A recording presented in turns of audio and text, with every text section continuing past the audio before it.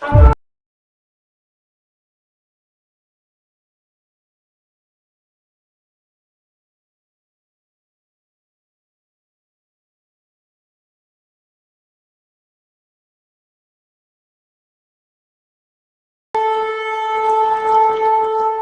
friends, I'm Chadwick and this is Faith of Performance, where we explore the testimony of the biblical prophets and how they perfectly correlate with the current events of today.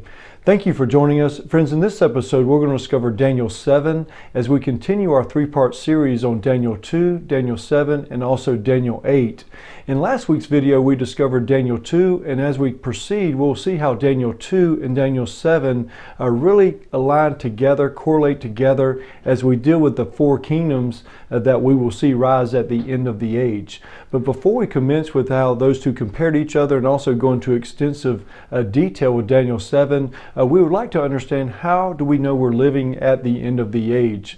Well, there's a couple of things we'd like to go through. The first one is the days of creation, the 7-day creation plan. I believe they're very prophetic when we look at them. As we all know, God worked 6 days and he rested on the 7th day. So he set a pattern of understanding of working 6 and resting on the 7th. As we know, God told us to work 6 days and also to rest on the Sabbath as well. Again, giving us this understanding of working 6, rest on the 7th. And in Leviticus 25, he commanded the children of Israel to work 6 years and rest on the 7th year, a full year of rest. We would all love that, I'm sure, but he wanted them to rest a full year, the 7th year. Again, the pattern of working 6 and resting on the 7th year.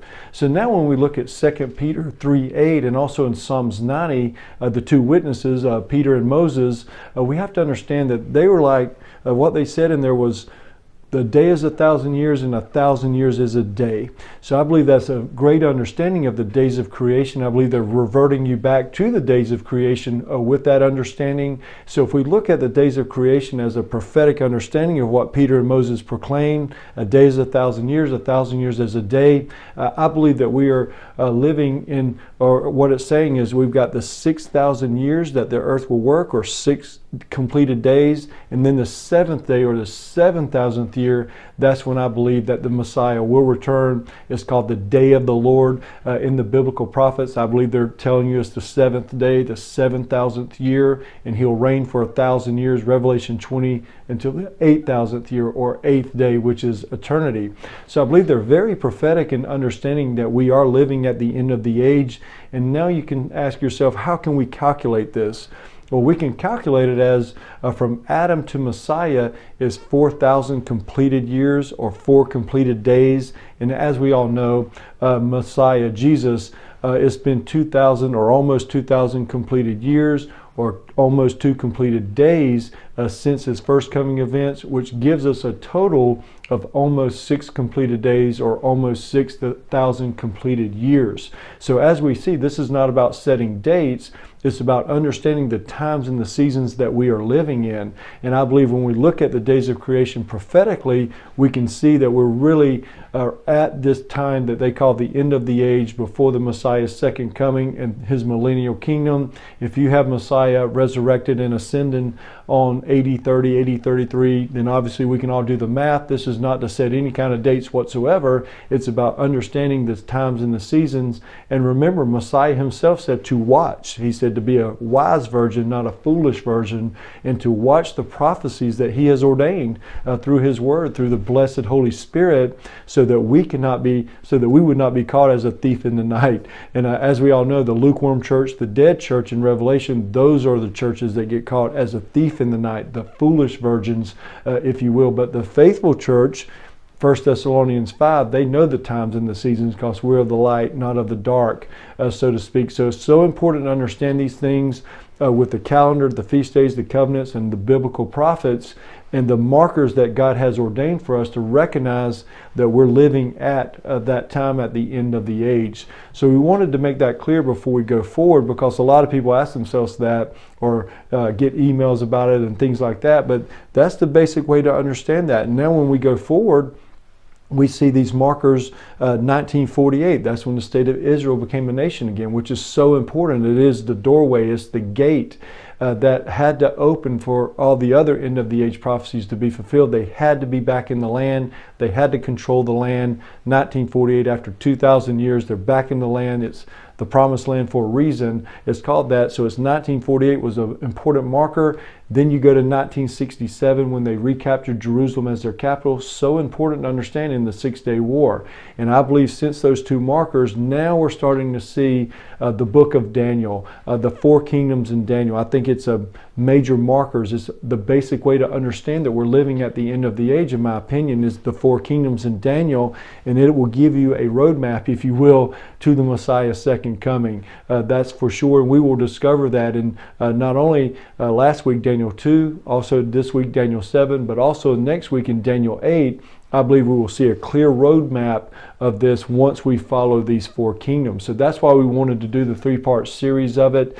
And in last week's video, we had Daniel 2, and we went through 4 kingdoms, and they were symbolism as metal components of a statue. The gold being Babylon, or the Iraq area in modern day language. The silver would be the second kingdom, which would be Medo-Persia or Iran. The third kingdom, which was the bronze, would be Greece, or Yavon would be the proper term for it, which is Turkey.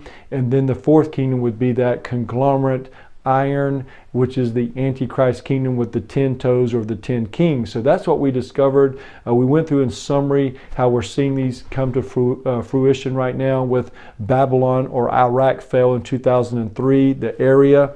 And then the second kingdom, Medo-Persia, Iran, has been the dominant superpower ever since, just like the prophet Daniel said in Daniel 2.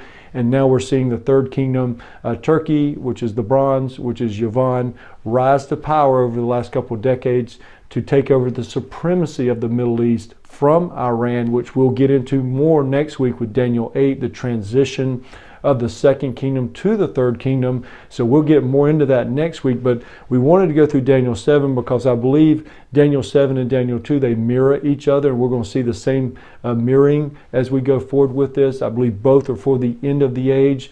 Yes, it happened before, just like we said in Daniel 2 with Nebuchadnezzar, Cyrus, and Alexander, but again, it's not for the latter days then. It's for the latter days, as the prophet Daniel said in Daniel 2, in the days of these kings. You know, they're in sequence, they're together, if you will. They'll happen in order, and then the stone will come and crush the 10 kings, which will crush all the rest of the statue in Daniel 2. So in Daniel 7, we're going to go through the same 4 kingdoms, and we're going to see the symbolism that ties these in together as a second witness. Remember, it has to be 2 witnesses in the scriptures. So it's important to realize that. And also in Daniel 12:4, Daniel's book is sealed until the time of the end. Well, the time of the end is the time of the end. You know, it's the latter days. It could not have been 2,500 years ago with Nebuchadnezzar, Cyrus, and Alexander. That runs into a lot of problems when you deal with eschatology. That remember, this 7-day creation plan, there's only 6,000 completed years. So the latter days is not in the middle of those 6,000 years, if you will. Okay, the latter days is the latter days. It's the time of the end. It's the end of the age, if you will, before the stone, before Messiah comes to set up his kingdom, which will be everlasting forever and ever. So we wanted to go through that in Daniel 2 in summary, because Daniel 7, you're going to see, has very similar vision, very similar dream, if you will, of those 4 kingdoms, and we'll be able to relate to those. So in Daniel 7, we'll go through this real quick this is during the time of Belshazzar, the king of Babylon. So this is Nebuchadnezzar's grandson that Daniel was still underneath, so to speak. So we'll read this and then see what kind of revelation that we can get. In Daniel 7 verse 1, it says, "In the first year of Belshazzar, king of Babylon, Daniel had a dream and visions of his head while on his bed," kind of similar to Nebuchadnezzar in Daniel 2. "Then he wrote down the dream, telling the main facts. Daniel spoke, saying, I saw in my vision by night, and behold, the 4 winds of heaven were stirring up at the great sea, which is the Mediterranean. And 4 great beasts came up from the sea, each different from the other. The first was like a lion and had eagle wings. I watched till its wings were plucked off, and it was lifted up from the earth and made to stand on 2 feet like a man, and a man's heart was given to it. And suddenly another beast, a second like a bear. He was raised up on one side and had 3 ribs in its mouth between its teeth. And they said thus to it, Arise, devour much flesh. After this I looked, and there was another, like a leopard, which had on its back 4 wings of a bird. The beast also had 4 heads, and dominion was given to it. So we'll stop right there and we'll go through these first 3 before we deal with the 4th kingdom. But again, this is going to mirror Daniel 2, okay? This is the same kingdoms. Remember, we have to have 2 great witnesses in the Bible, 2 witnesses to confirm a matter. Daniel 2 was to Nebuchadnezzar. Daniel interpreted it, and then Daniel had a vision himself with this, and we'll see the interpretation of it as we go forward by an angel. Okay, so in the beginning he says, from the 4 winds of heaven that were stirring up at the great sea. That is the Mediterranean Sea. And he says 4 great beasts came up from the Mediterranean Sea. So that puts the geography of these 4 beasts, okay, which the 4th beast will be the Antichrist kingdom.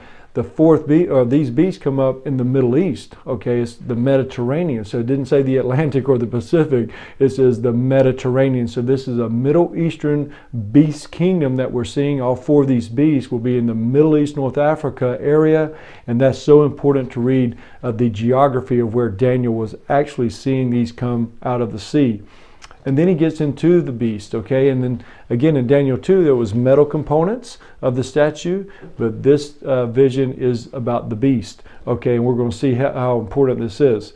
So the first was like a lion and had eagle wings. I watched till its wings were plucked off, and it was lifted up from the earth and made to stand on 2 feet like a man, and a man's heart was given to it.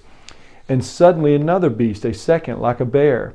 It was raised up on one side and had 3 ribs in its mouth between its teeth. And they said thus to it, Arise, devour much flesh. And then there was another one, which was the leopard, the 3rd kingdom, if you will. And it had 4 wings, which we'll get back, we'll deal with that, and also the 4 heads. So he's given us the first 3. The first one was a lion, the second was a bear, the 3rd one was a leopard. Okay, this is so important to recognize this as we go forward, because we're going to see how these all tie in as the conglomerate 4th kingdom.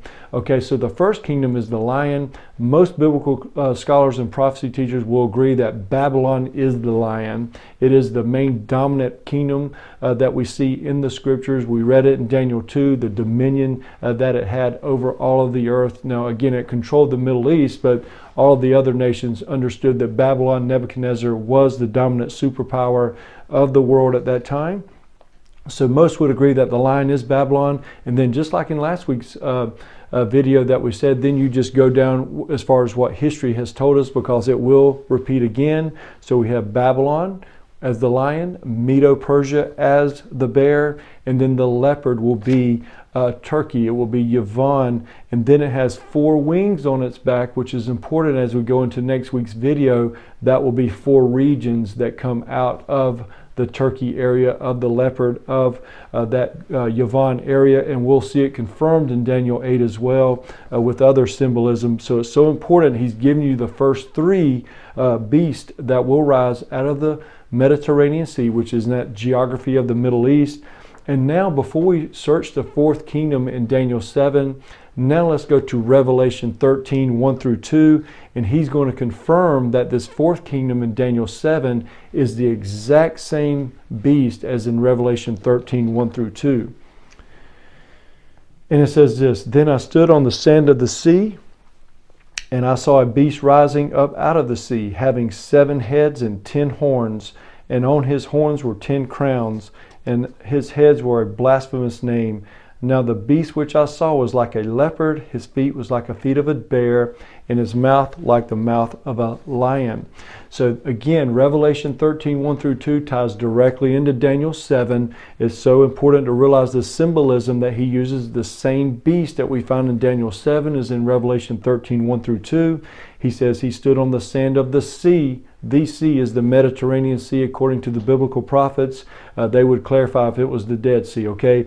But this is the Great Sea, the Mediterranean Sea. John and Daniel, same sea, the beast coming out together like that, but he saw one beast come out, okay? So important. Daniel saw 4 beasts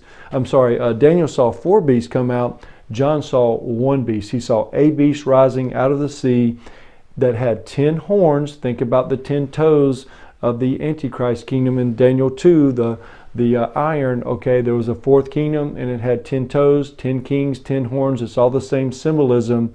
And on his horns were 10 crowns, okay, so horns and kings are the same. When they say horns, think of it as 10 kings, 10 toes, 10 kings, okay, and on his head was a blasphemous name. And now this is very important as we go through Daniel 7, but also Revelation 13. Now the beast, which is one beast, which I saw was like a leopard, okay, that's the third symbolic animal of Daniel 7, okay, turkey.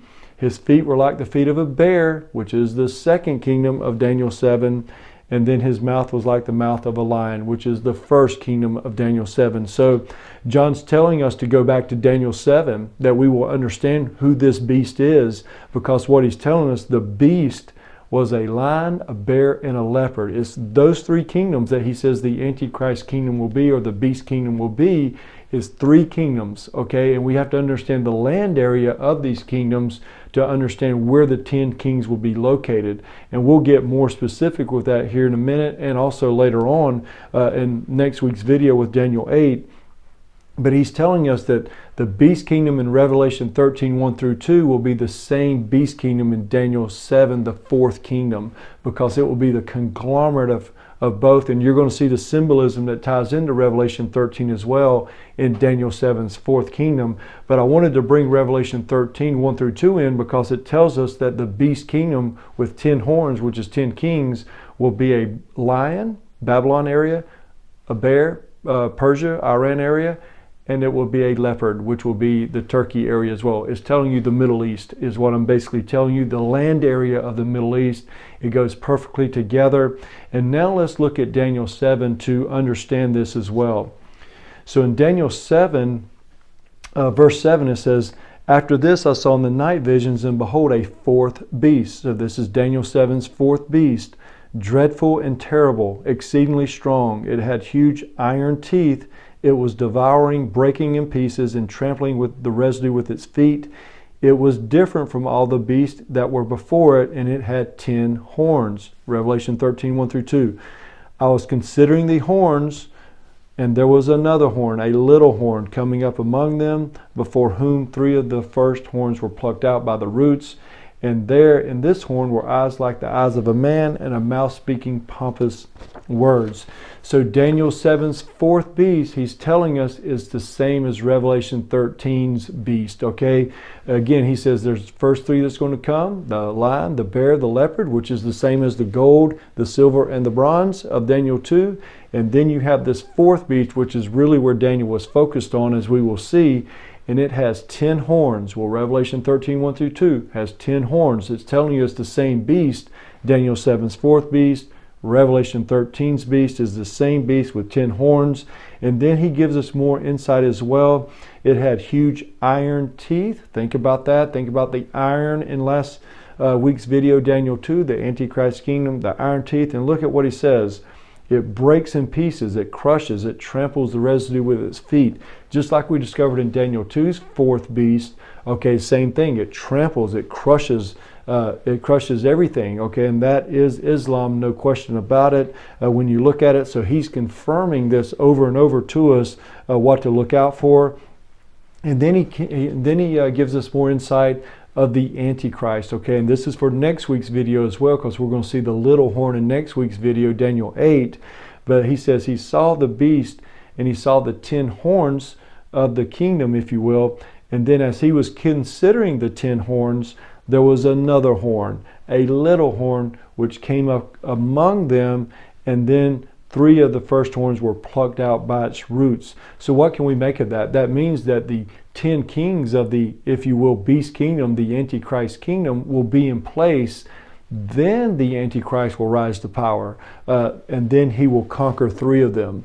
And in Daniel 11, 40 through 43, it tells us who these 3 kings are that the Antichrist will pluck out or will conquer, and they are Egypt, Libya, and Sudan. It says Ethiopia in your Bible, but it's really Cush, which is Sudan. So the 3 kings that the Antichrist will conquer, Egypt, Libya, Sudan, goes into other scriptures you can look at Jeremiah 46 as well to a certain extent, Isaiah 19, he turns Egypt over to a cruel master. Okay, remember Messiah comes on a cloud to Egypt. That's what is first written in Isaiah 19:1. But then he backtracks and says why he comes to Egypt first is because the Lord turns over Egypt to a cruel master. That cruel master is the Antichrist. He will conquer Egypt. He will conquer Sudan. He will conquer Libya. Daniel 11:40 through 43. You can read that for yourself. But he's telling us that the 10 kings will be in place, and then the little horn, then the Antichrist will rise up, okay, and then he will pluck out 3 countries, the 3 kings of the 10 kings, and then he will begin his rule. So this is very similar to Daniel 2 with the first 3 beasts that we're seeing in Daniel 7, the first 3 metal components. It's the same countries. It would be so confusing that if it was different than that. Of course, it's the second witness, Babylon, which is Iraq area, Medo-Persia, which is Iran, Yavon, it says Greece, but it's Yavon, Turkey area. Okay, and those are the gold, and also the lion, which is Babylon, or Iraq, the silver, or the bear, which is Iran, Medo-Persia, and then also the third kingdom is the bronze, or it is the leopard, which is Greece, Yavon, Turkey area, and then there's that conglomerate fourth kingdom. Daniel 7 is the conglomerate kingdom with 10 horns. Go to Revelation 13:1 through 2, 10 horns. So we have a beautiful match there, and he tells you in Revelation 13:1 through 2. Again, the Bible it will interpret itself. We do not have to guess. The beast which I saw was like a lion, a bear, and a leopard. He's telling you the first 3 beasts in Daniel 7 will be the land area, will be the 10 kings of the Antichrist kingdom, and that's pretty clear. We just discovered 3 of the kings that the Antichrist conquers. There's 3 of the 10 kings is Libya, Sudan, and also Egypt. And then as we will see next week, 4 kings come out of Turkey. When you look at the leopard here, the leopard had 4 wings on its back, 4 heads. It's telling you there's going to be 4 kingdoms that come out of Turkey, and we're going to get more into that next week, how that occurs. So there's 7 of the 10 kings, okay, of the Antichrist kingdom. 3 in North Africa, and then the 4 that come out of the, if you will, the Turkey area, the Iraq, Syria area.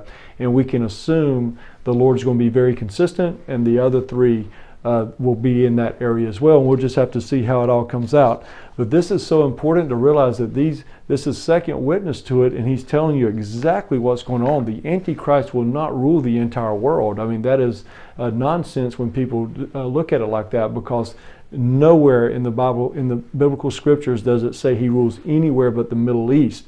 And in fact, he has his own problems in the Middle East with Jordan. You know, when you read Daniel 11, 40 through 43, that area, it says that Jordan, Amman, gets away from him. So he doesn't even control the Middle East, much less the entire world. It's the 10 kings that he rules, and those are in Libya, Sudan, and Egypt. 4 will be out of Turkey, and we can assume it's going to be the Middle East and North Africa. He does not control the entire world. He doesn't, again, he's got 3.5 years. Okay, his main problem that he has is he wants to come against Jerusalem. He wants to come against the covenant people. He wants to come against the covenants, the everlasting covenants, because God's going to fulfill those.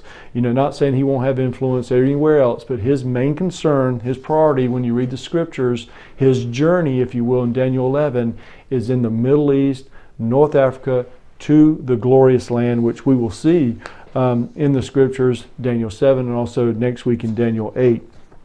So now, what's so beautiful about this Daniel 7 is he gives us this understanding of the 4 kingdoms that will rise to power, and then all of a sudden he carries us to this beautiful heavenly scene in the courts of heaven. I think it's in sequence. I think, again, just like we said in Daniel 2, it's in sequence. It's going to happen. These 4 kingdoms, then Messiah is going to return in sequence. It's not a spaced out time of 2,000 years, 2,500 years.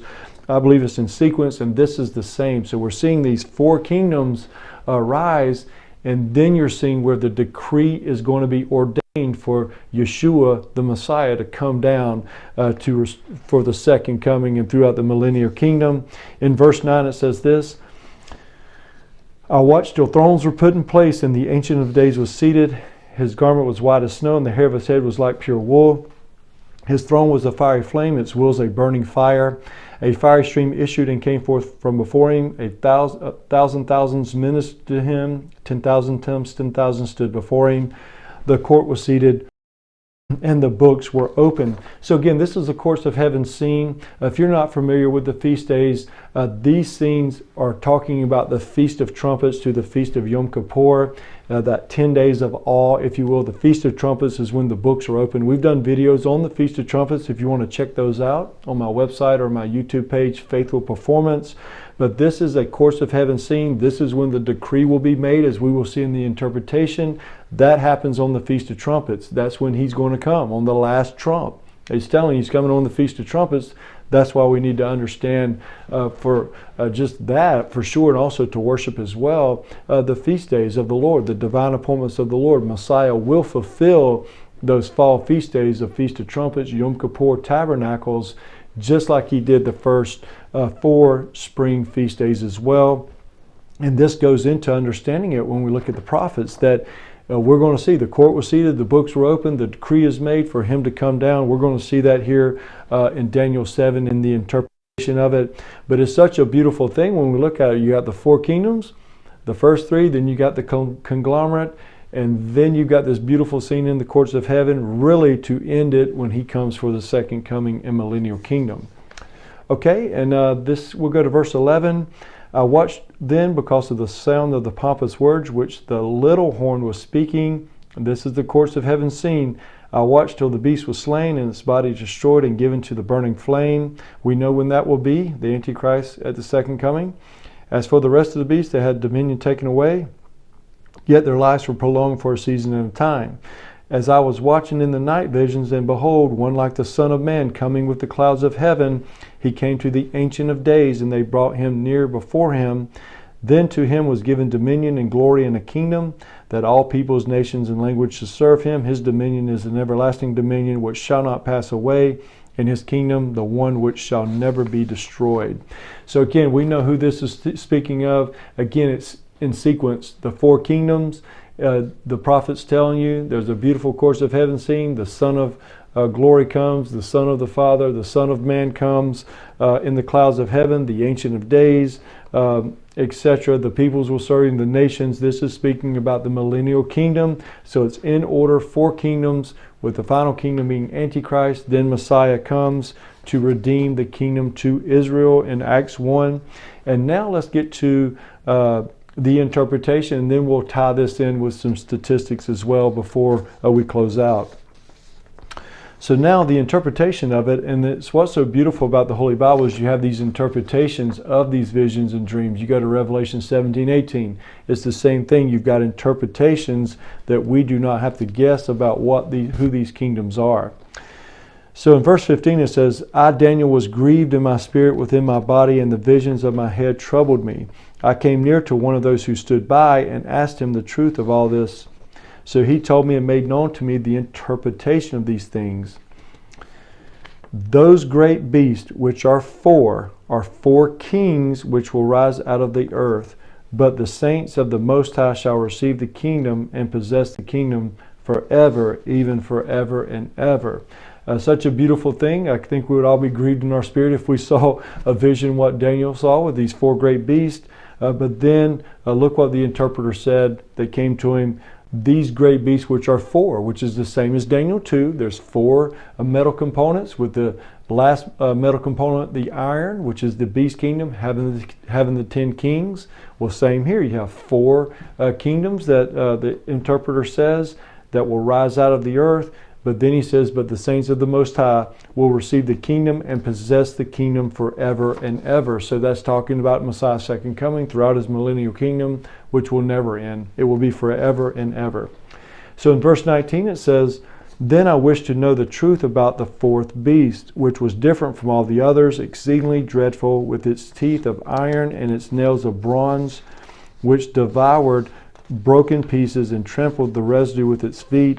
And the 10 horns which were on its head, and the other one which came up before him, which 3 fell, namely that horn which had eyes and a mouth which spoke pompous words, which appearance was greater than his fellows. And I was watching, and the same horn, the little horn, was making war against the saints and prevailing against them until the Ancient of Days came, and a judgment was made in favor of the saints of the Most High, and the time came for the saints to possess the kingdom. This is so beautiful. The interpreter says Daniel wanted to know about this fourth beast. Remember, he didn't really ask about the other three beasts. He wanted to know about this fourth beast that was dreadful and terrible, the one that was going to crush everything underneath him, if you will, and trample it with his feet, and the 10 horns and the little horn. Okay, so that's where he's really focused at, which 3 fell. Remember, 3 kingdoms fall, he conquers them. The 10 kings, he's really concerned about that. But then look at what he says. The same little horn was making war against the saints. That's Antichrist. Read Revelation 12. He goes against the Jewish people, then also the offspring of the Messiah, which is the saints as well. And then the ancients of days, he did come. The judgment was made in favor of the saints of the Most High, and it was time for them to possess the kingdom. Again, that happens on the Feast of Trumpets. That's when the declarations are made. That's when time will end. That's when the 6,000th year will end, or the end of the 6th day, if you will be on the Feast of Trumpets. It's on the creation calendar, not the one in Exodus. It's off of the Genesis calendar, the creation calendar, where God counts time, just like we've discussed, 6,000 years, 7th year, so to speak, the 7,000th year. It goes back to the creation plan, so it's on that calendar that starts in the fall. The Tishri calendar, if you will, the Feast of Trumpets begins Tishri on Tishri 1, and that's how time has calculated for 6,000 years. And on the end of the 6th day, the end of the 6,000th year, which is the end of the Antichrist reign for 3.5 years, Messiah will come on the Feast of Trumpets. The declaration will be made in the favor of the saints. The decree will be made, and he will come and we will possess the kingdom, just like the prophet says. So it's so important to understand God's calendar, the feast days, the divine appointments of the Lord, and also the covenants. They all work together, and they go into understanding the biblical prophets and some of these prophecies where, why is it the judgment was made, the favor of the saints? That doesn't happen any time. It happens on the Feast of Trumpets is when it happens. And this is what he explained about the fourth beast. So the interpreter said, the fourth beast shall be a fourth kingdom on earth, which shall be different from all the other kingdoms, and shall devour the whole earth, trample it and break it in pieces. The 10 horns are 10 kings, who shall rise from this kingdom, and another shall rise after them. He shall be different from the first ones, and he shall subdue 3 kings. He shall speak pompous words against the Most High, shall persecute the saints of the Most High, and shall intend to change the times and the law. Then the saints shall be given into his hand for a time, times, and a half a time. But the court shall be seated, and they shall take away his dominion to consume and destroy it forever. Then the kingdom and the dominion and the greatness of the kingdoms under the whole heaven shall be given to the people, the saints of the Most High. His kingdom is an everlasting kingdom, and all dominions shall serve and obey him. This is the end of the account. As for me, Daniel, my thoughts greatly troubled me, and my countenance changed, but I kept the matter in my heart. So again, he's really focused on this fourth kingdom, okay, and what it's going to entail to understand the 7-year tribulation, the time of Jacob's trouble. That's really what he's getting to for us to have understanding of how this is going to go down. So he starts off, this is the fourth kingdom. So he's proven that these animals are symbolic. There's going to be 4 of them, and it goes with Daniel 2, 4 of them, and then the Messiah will return on both accounts.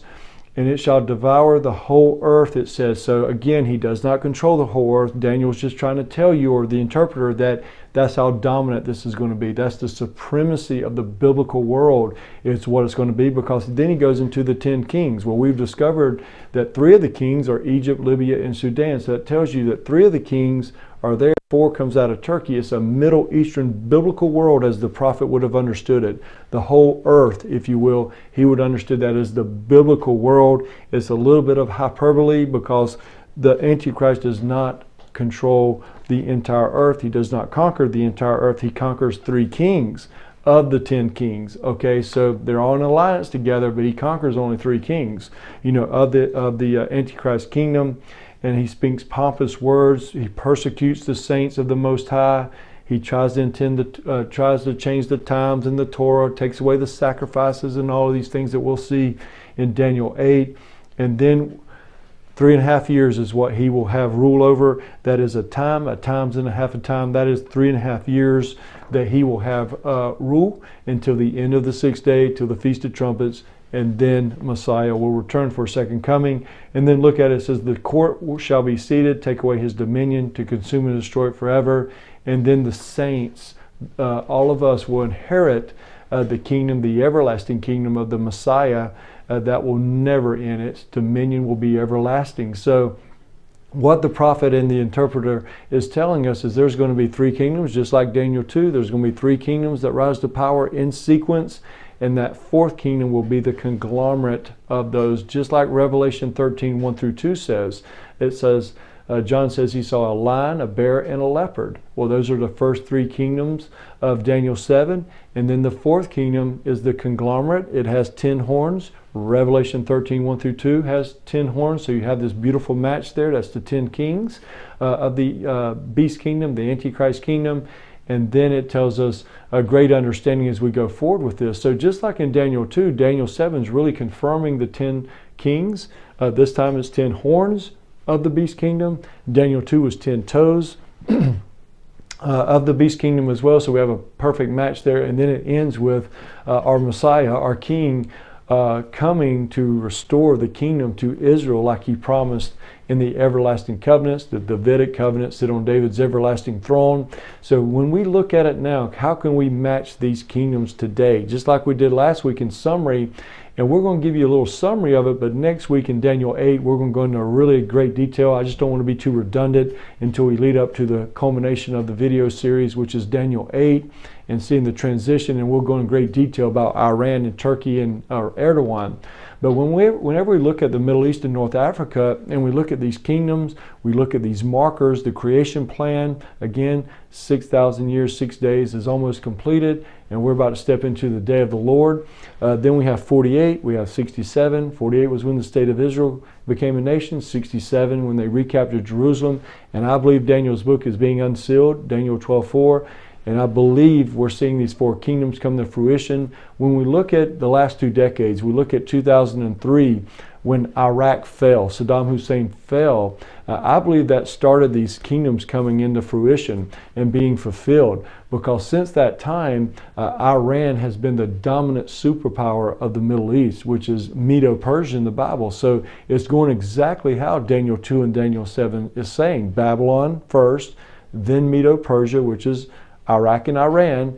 Iraq has fallen. Now we have Iran, who there's not a question with any political leader, religious leader, or anyone who keeps up with the geopolitics of the area.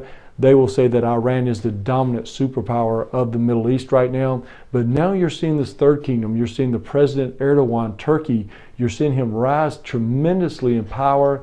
I believe he's really put his antennas out in the Middle East. You know, he's gone into Syria, deeper into Syria every year, Iraq, deeper into Iraq every year, because he believes that's what the land, that's his land of the revived Ottoman Empire, and that is his goal, is to revive the Ottoman Empire. He has a date set for that in 2023. Whether he reaches that goal or not, we'll see, but that's his mindset as he goes forward, and he has that mindset for a certain reason.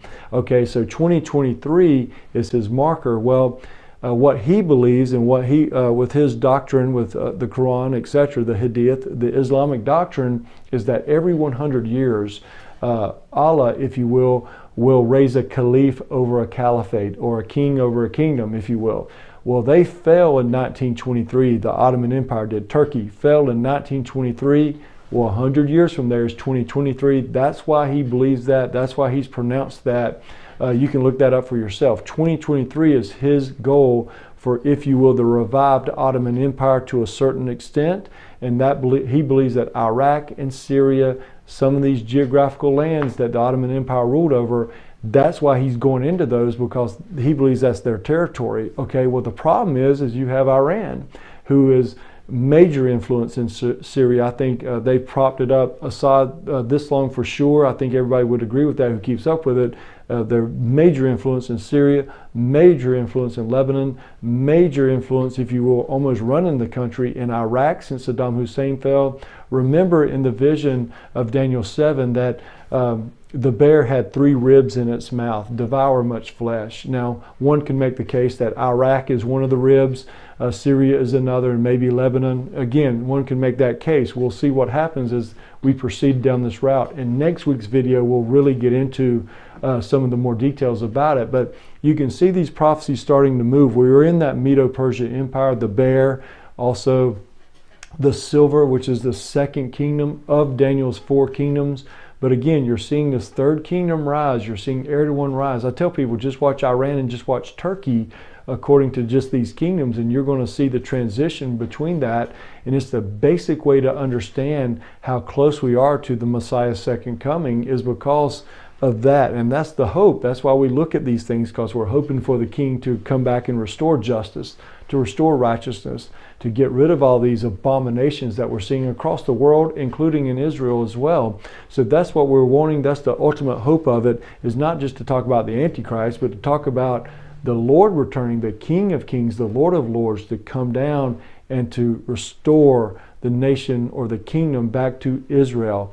Okay, and also dominion, justice, righteousness, all of these beautiful things, holiness that he is going to do. That's the ultimate goal. But we're seeing these kingdoms come into fruition. We're in that second kingdom, in my personal opinion, and you're seeing the third kingdom. So whenever you see Turkey become the dominant superpower of the Middle East, then you know that you're in the third kingdom. And as we will see next week, it is a downhill run after that happens, once Turkey becomes the dominant superpower of the Middle East. But keep your eye on Erdogan and what he's doing over there. He's done so much. And again, we're going to get into specific details next week to confirm this, but you're seeing this rise of the Turkey, of this revived Ottoman Empire that he wants to do.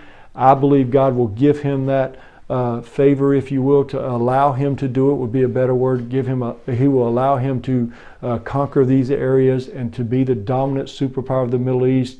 Again, Turkey is the head country when it comes to end of the age prophecies that is against the Lord. You know, Ezekiel 38, 39, the land of Magog, Togarmah, Gomer, you know, all of these areas that it talks about, they're all in Turkey. If you look at the ancient biblical atlases, they're all in Turkey. So Turkey becomes the dominant superpower of the Middle East.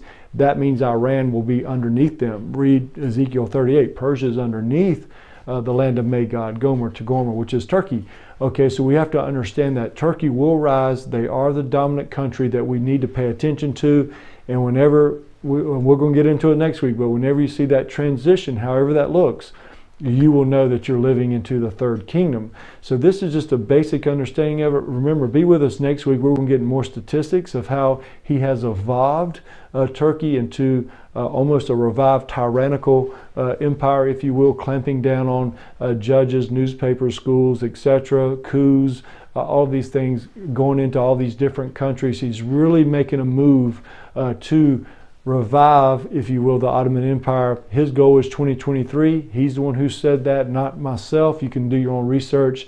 It's just very important to understand how these things are going down. And Daniel's 4 kingdoms is the basic way to understand the Middle East. It's the basic way to understand the geopolitical field over there and what's to come next. And what's to come is there's going to be a transition between Turkey, or Iran to Turkey, the second kingdom to the third kingdom. It goes perfectly with Daniel 2, also with Daniel 7. And then after Turkey arises, then you've got the third kingdom. Then eventually that fourth kingdom will be the conglomerate, which we went over today. The lion, the bear, and the leopard will be one. And the 10 kings will rise before the Antichrist, because the Antichrist can't rise until the 10 kings are there, because Daniel 7 says 10 kings. And then the Antichrist rises. He conquers 3, subdues 3 kingdoms, Egypt, Libya, Sudan, and then you're off to the races, if you will, to the Messiah's second coming, which will include the time of Jacob's trouble and the peace agreement, all of these things that we've discussed in other videos. So friends, I hope this has been helpful for you. It's so important to watch these kingdoms, to be a wise virgin, to watch these kingdoms go down. It's not going to happen overnight. It's not going to happen in a couple of years. It is a journey. It is a process, and all we have to do is understand where the prophet Daniel is speaking of, the Mediterranean Sea. They come out of the Mediterranean Sea, not the Pacific, not the Atlantic, not the Great China Sea. They come out of the Mediterranean Sea, Middle East, North Africa, towards Jerusalem is where they're ultimately going for, and that religion is Islam, who wants to come against the everlasting covenant. So it's a perfect match, and all we have to do is let the Bible interpret itself on who is who in these kingdoms. It's Babylon, or Iraq, is the gold, and it's also the lion, And then you have Iran or Medo-Persia in your Bible. That is the silver and also the bear. And then the third one, the third kingdom, will be Yavan or Turkey. It will be also the bronze in Daniel 2 and also the leopard. And then there's 4 kings that rise out of that, just like Daniel 7 says with the leopard. You'll see it next week in Daniel 8 as well. So we have a perfect match, and then you have the conglomerate. The lion, the bear, and the leopard, the beast kingdom, the antichrist kingdom with 10 horns on it, which is the beast kingdom. And then you got the final son of perdition, the final hunter, if you will, the antichrist rises to power. So stay tuned to next week's videos, friends. We're going to tie these 3 videos together very nicely with Daniel 8, which is the transition between the second kingdom and the third kingdom, Iran and Turkey in modern day names. And then you'll see the timeline going from there to the second coming. And it's so important to watch that. So until next time, may God bless you. May He keep you. May His face shine upon you and give you His grace. May He lift up His countenance upon you and your family and give you His everlasting shalom. My name is Chadwick, and this is Faithful Performance.